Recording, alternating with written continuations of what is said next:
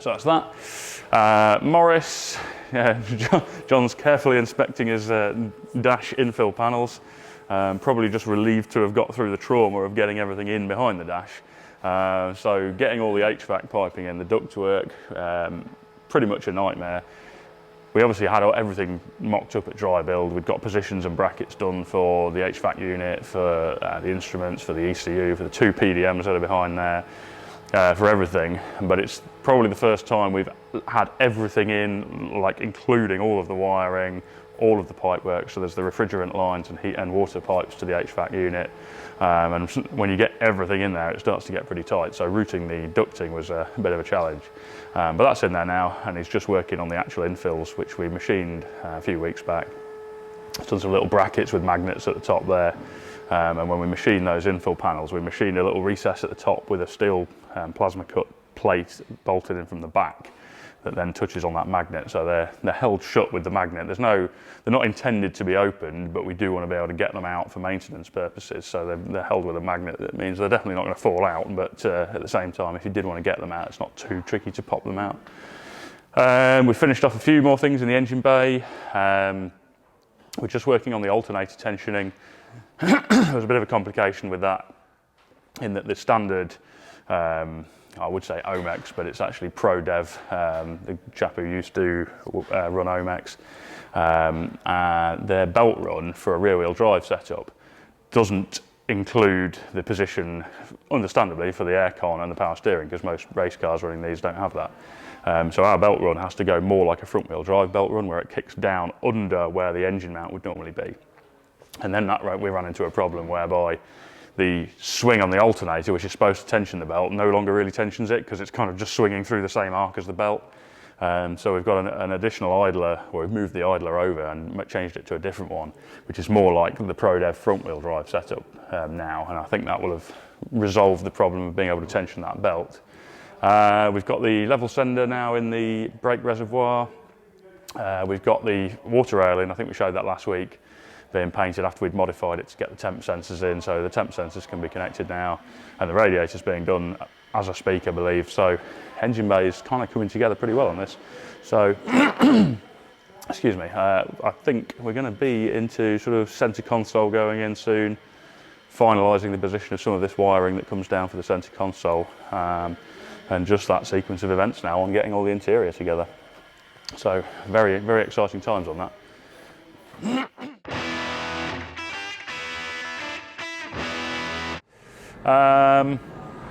Morris, few avenues of progress on this. I've been wanting to get some progress on the interior done, start getting things together on that. So I wanted to get the headlining in, because that dictates then being able to fit the rear window. And we wanted to get some of the other wiring components in, so the wiring pulled up and through the pillar for the interior mirror, which I'll go into in a minute, and the interior light. We made a little pod up there that mounts the interior light to replace the way it used to be mounted in a wooden panel that sort of sit over the front of the headlining. Just thought that looked a little bit neater. And we've offered up the lower dash again, just to work out the positioning of where all the wiring comes, because it is insanely tight behind there. So we've got the vents through, as I mentioned last week. Those go in nicely, the stereo head unit fits in there fine. You've got to really pick the routing for the wiring carefully under the console, and then there's various gadgets that have got to be mounted, which there's a nice space for in the sort of in front of the gear shifter, under the console, under the sort of cordless charging unit that you put your phone in on the console. There's a little bit of a void, so we've got the unit that converts the signal from the speed signal from the gearbox to the speedo. We've got the central locking controller. There's also a gadget that we're using for the fuel gauge calibration, which also can generate a warning light for that as well. So a few little control boxes to go in there. But yeah, it's all looking good. I'm actually excited to get that all together. We've just got to make a panel that closes in the area where the gear stick goes, and then all of that can go in. Tunnel carpet can go in, centre console can go in. Other avenue of progress was the air filter backplate. We made that before. We've now put in spigots for the breathers on that and for the air temp sensor, and it's been painted, and it was painted along with the power steering pump, which was previously fitted, but I had this little niggling feeling at the back of my mind, and we decided to address it, where the reservoir feed to the pump is just a pressed in spigot. and it is originally. But I just wasn't totally happy with it, because although it's extremely unlikely to come out because it's not even under any pressure, if it did, it's immediately going to drain the entire power steering system straight onto the exhaust manifold, which would almost certainly be an instant fire. So we decided to take that back apart, clean it up, and actually braze a fitting onto there so it can't come off. And so then we repainted it, and that's ready to be refitted now. Just a little bit more peace of mind on that one. If you can think things where there is potential to go wrong, it's usually best to make sure those things can't go wrong. And we finished the alternator belt train rearrangement, and we were just starting that last week with that new pulley, which kind of redirects the belt run slightly, which then means the swing on the alternator can be used to tension the belt again. It's actually reversed in that you swing the alternator in to tension the belt, whereas on the rear wheel drive normal belt train setup for these, you'd swing it outwards, but it works really well. So once the power steering pump's on, that belt can go on for the last time. And then the other thing, which sort of related to the headlining, was testing the camera and mirror system. So we're using a Gentex full display mirror, I think they call them. Now Gentex supply a lot of OEM manufacturers with their kind of mirror systems, and it's basically a normal mirror. And it can't even be used as a standard mirror, but it's got a screen built into it, so you can flick it to mirror mode or screen mode, which then has a camera in the back window. And it's just nice because it means it's an uninterrupted view. You normally, when you look in your rearview mirror, you kind of see a lot of the interior of the car, maybe the headrests, or the inside of the rear of here, and just a little window where you see out the back. Whereas if you use a camera in the back window on the screen, then it's a completely uninterrupted view behind you. And it's also LCD dimming, so it's light sensing, like the sort of auto dimming normal mirrors. It also dims the LCD down according to whether there's headlights behind you, etc. And as I say, you can flip it onto normal mirror mode. You can also zoom in and out and tweak brightness manually on the buttons on there.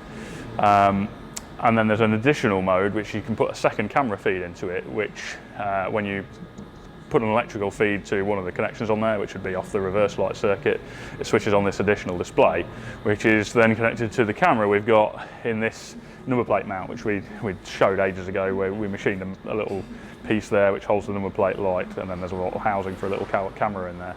So when you shift into reverse, a little additional display comes up right down there, because from the main rear view sort of mirror display, to see a long way back, you then don't see right down here, so that when the reverse camera doesn't see right back there, but it shows really, really close up, so you can see a curb you're reversing up to, etc.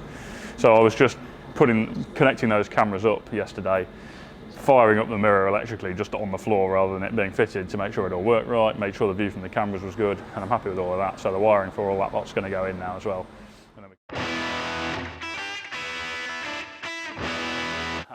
The Morris, Scott is just on with, I'll sneak over here actually. Scott's just on with the one finishing piece on the transmission tunnel, where the gear shifter comes through. There's kind of a rectangular section of tunnel that's open, and we just need to make a closing piece for that that just keeps the weather out basically and minimises the noise.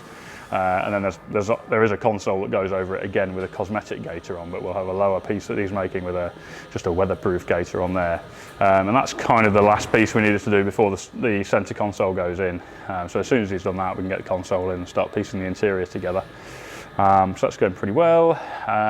John's just on with the reservoir, literally in the background there. He's just fitting the O-ring cord on the reservoir front capping pieces, because once we've got those on, we can fill and bleed the brakes. So that's quite exciting, the prospect of getting one of the hydraulic systems sort of actually bled and functioning. I've also got the dimensions over to Nitron last week, so they can crack on with getting the dampers built for it, which are very similar to normal MX-5. The rear is essentially standard MX-5 with a very slight alteration to the length, longer actually. The front has got a different mounting detail at the top. It's shorter, but it's not so short that it doesn't mean we can run the spring platform above the wishbone. For those unfamiliar with an MX-5, the coilover basically goes through the middle of the upper wishbone. Because it's quite a small hole in the upper wishbone, with a 2¼ inch spring, it needs to sit above the wishbone, it can't go through the hole. So as you go shorter with the damper, the chances of that happening reduce, but we're at the point where we can still run a decent length spring that won't go coil bound in there, so all looking good on that. There was a little concern at the back of our minds as to whether we might need to go down to a 1.9 inch spring and run it through the wishbone, but it wasn't necessary, so that was a good outcome on that.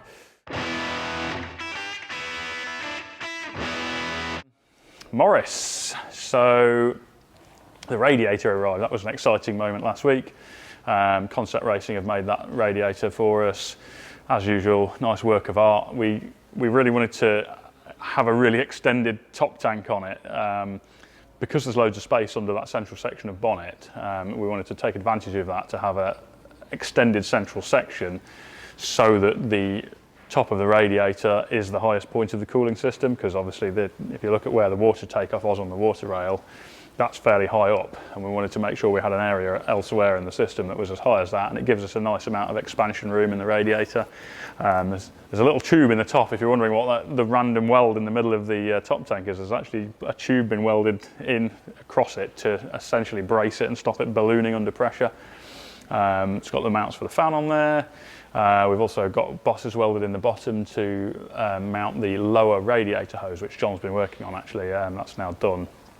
So you've still got a diagonal crossover of flow in the radiator, and then we've got an aluminium pipe coming across, which is bracketed off the bottom of the radiator to feed up to the water pump on the engine. And then we've got threaded bosses in the bottom for attaching wiring, which I think John's now attached as well. We're just waiting for a flexible hose for the top hose there, which should be here tomorrow. That will finish off the coolant plumbing there. So actually we're looking pretty good, because John also filled and bled the brakes on this week. So I think last week we were just getting the front covers on the tanks there. They're done. So brakes are now filled, bled, leak checked, all good. As soon as that top hose is in, the coolant could be filled. Fuel system's ready to go.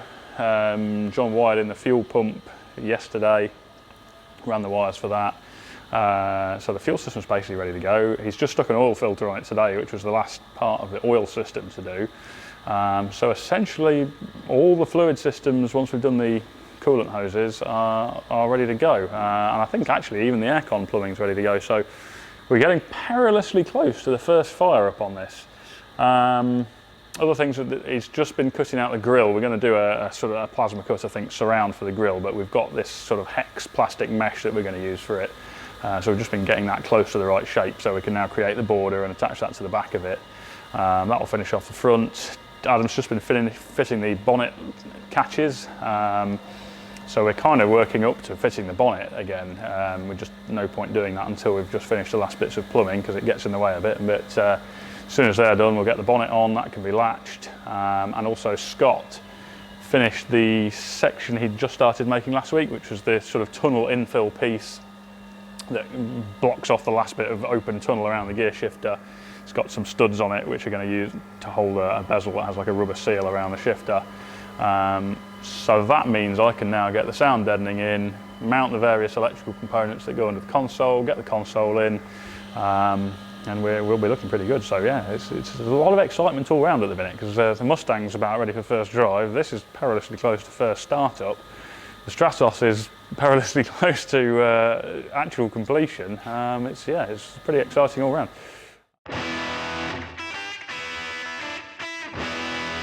Morris has been one of major progress, which I think we'll continue to do. So I'll start with some of the smaller things. James has been on with the door cards and the rear quarter cards. So rear quarter cards I think are done now. The main door cards, the materials just arrived for those, but he's already done the templates a while ago. And we were working up to completing them because we needed to do the arm rest. I'll see if I can open this door. Of course, I'll immediately fail dismally at this, and there we go. So George had done an armrest design, which we wanted to trial in the car. He'd done a 3D print, but it was essentially waiting for me to get one of the seats in the car, sit in it, and make sure I was happy with the position. Basically, when you reach out, that it's comfortable. When you pull it in, it's in a sensible position, doesn't dig into your leg too much, doesn't interrupt with where the door release handle is, and that all sits nicely together. So we did a few tweaks, completely happy with the design now. So we've 3D printed the final items actually, and then James has done the mounting points for these. So the technique we've used for those, which we've done on a few things, to create a mounting system where you can't see any of the fasteners, is that the mounting bolt holes actually go in underneath here, and then they go into bosses that are welded onto metal plates at an angle, and they kind of sit into counterbores on the back of the handle, and then the metal plates themselves are then bolted onto the door with bolts that are behind here that sit into little counterbores, and the heads of which sit into counterbores in the back of the handle itself. So when you see it all in situ, you can't see any visible fasteners. So, but what it actually is they're in an angle under here. You undo those, take that off, and then the bolts that hold the plate to the door are underneath the handle. So that's looking really good, and that was the last bit that we needed to do before we could finish the door cards. So we're in a position now actually to finish the door cards, and then I think we've got everything we need then in terms of leathering and upholstery for the rest of the interior. Front door cards, rear quarter cards, the bulkhead panel, which Rich has done a little while ago. I think James is just starting some work on the rear boot trim panels as well, but we'll get all of the front stuff done first. You'll notice the centre console's just sitting in there with some switches and controls in it now. I've done the sub-loom, as I'd call it, wiring to the 4 switches in the console at the top there. So that's the little bit of loom to go from the switches to the connector that Max put on the loom when he built that. And then I've got to do another little sub-loom or pair of for the electric window switches. But the fact that we were doing those probably suggests to you that we're at the point where we could test the electrics. So last week, I think it was, we did our first full electrical power up. I wrote basically the maps for the PDMs. They're the calibrations, if you like, that you upload to the PDM to tell it what outputs to turn on according to what inputs are live. I'll perhaps go into that in a bit more detail another day, but we've done those calibrations, uploaded them to the PDMs, connected the power up for the first time, and pretty successful as first electrical power-ups go. I don't think we've ever done one where everything has worked first time exactly as it should. But as they go, I would say it was very good. And then I started doing a little bit further detailed programming. So things like the timers, so all the buttons on the console are momentary switches, and they're on timers for things like the heated screens.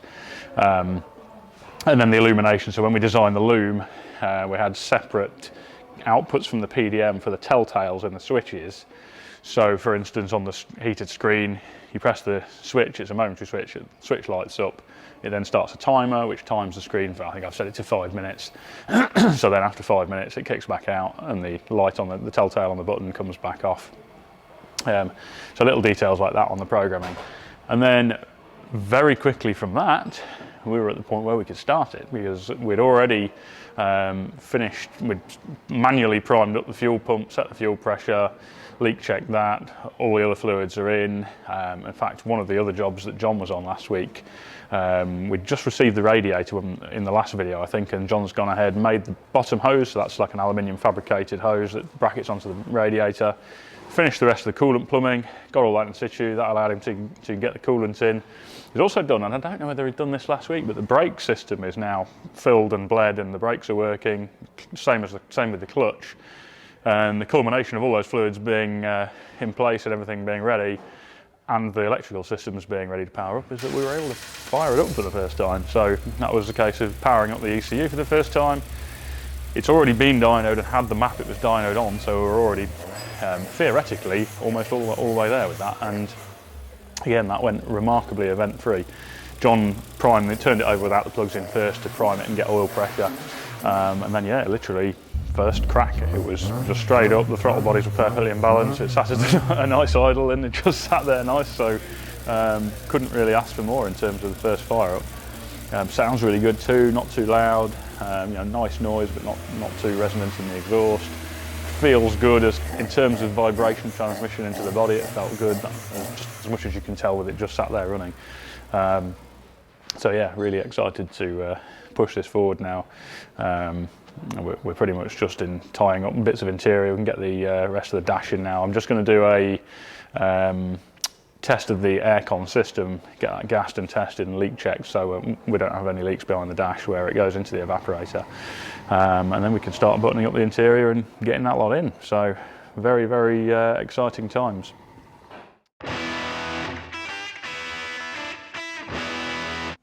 moving on from that, Morris. So first fire up was last week. I've been working on a little bit more of the electrics. I've just been testing out all of the heater systems. So I've just had it started again, checking the heater valve works, checking the blowers function properly, and I'm just about to gas the aircon and test that. And this is all sort of leading to the fact that I want to button up all the interior, get the lower dash in, and because the refrigerant and heater lines are up behind the dash, I want to make sure there's no leaks or no reason to need to access those again now. James has been working on the boot hinges. So when Stu did the boot, he made some fabricated hinges, which we'd always intended to do a billet version of. So James was just designing and made, I think he's 3D printed some trial ones, which we're going to go on now. In fact, I think they've already been on. And we're going to do gas struts onto those, so that the boot, basically, it already has a remote release, so it'll then, when you actually release it on the remote, it'll gas strut open. So that's a sort of remaining bit there. And he's finished off the door panels, which I think we were on with last week, but hadn't quite finished. So we're actually pretty much at the stage all the interior bits can go away to be leathered now.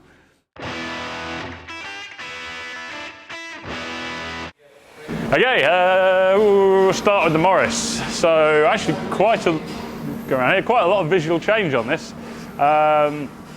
The owner was actually in today for the first time since it was just a bare metal, basically since dry build, so when it was a bare metal rolling shell. Just happened to be in the area, so he had a look around it, and because we knew he was coming, we thought we'd get the interior. We're pretty much on the brink of getting all the interior in for the final time anyway, but we thought we'd do a dry run of getting all the interior in, see if there were any issues with that at the same time. Kill two birds with one stone. So it's actually looking very together in the inside at the moment. And it's great to see it, because obviously we've kind of visualised what it's going to look like, and we've had all these various components for a while. Everything's been leathered, we've had all the bits on the shelf, but this is the first time we've just put everything together.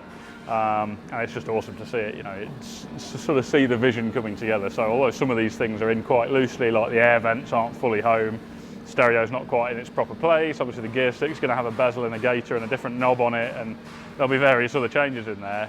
Fundamentally, we're seeing the overall look for the first time. The door panel's obviously not upholstered yet. There's going to be, I think, a line of the light grey leather, like piping along the middle of the dash to split that up a bit, and then that will flow into the door card, down at the angle of the armrest, then straight back into the rear card, up, and into the centre of this rear section that houses the subwoofer. And we've got to do a boss on the steering wheel, because we didn't realise how much dish there was on the original MX-5 wheel, so when that was mocked up for driving position, it was great. Now with this wheel, which we love, it's miles further forward, so we've got to put a deeper boss on that to get the driving position right. But other than that, yeah, looking great. And as I think you saw last week, it's now, you know, starting up under its, you know, literally everything. Electrically, it's ready to go. You can just fire it up. It drives. We've moved it around in here. The brakes work. So really, we're very close to being able to actually use it. Main thing stopping the build of the doors is we're just waiting for the mechanisms that are in here that hold the revised door handle pivot / latch mechanism. They're being 3D printed in aluminium.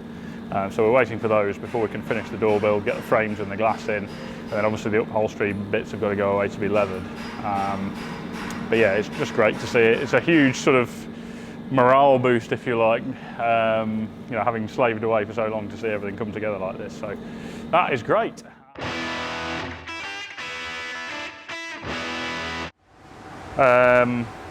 Morris, few areas of progress on this. The suspension, the Nitron coilovers arrived last week, so we've got those on last week. They're looking good. Happy with how they are. Obviously, test driving will prove where we are with spring rates. We've just taken a bit of a stab in the dark on the spring rates, but the front, by feel, just pushing it, the front feels pretty good. The back may be a little stiff, but we'll find out when I drive it.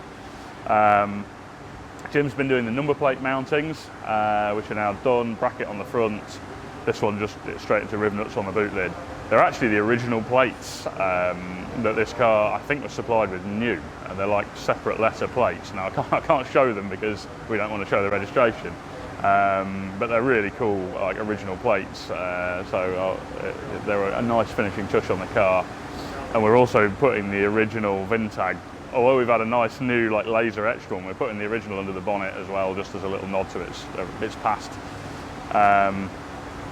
What else? The bonnet release cable. I don't know if I showed it last week or not, but the billet bonnet release lever mechanism that Adam had designed was machined, came back, anodised, assembled. That's now fitted. James has fitted that, fitted the cables, attached them up to the latch mechanisms that Stu made when we were at the metalwork phase, and they look like they're good, working nicely, really happy with that. And then another thing was a fault find on the power steering. We initially thought power steering wasn't working at all, and then we did notice that when you raise the revs, you did then get some power steering. So we suspected possibly the pressure relief valve on the pump was sticking open. So we had a look at that, and that was exactly the problem. It's a recon pump, and when they've screwed the relief valve in at the recon place, it's like they used some sort of plastic sealing washer, and it's kind of got squashed down rather than sealing up under the shoulder. It's got squashed down into the threads, and some of that had jammed down into the valve itself. So we've rectified that. Power steering's now working fine. So yeah, we're just carrying on with the build process on that.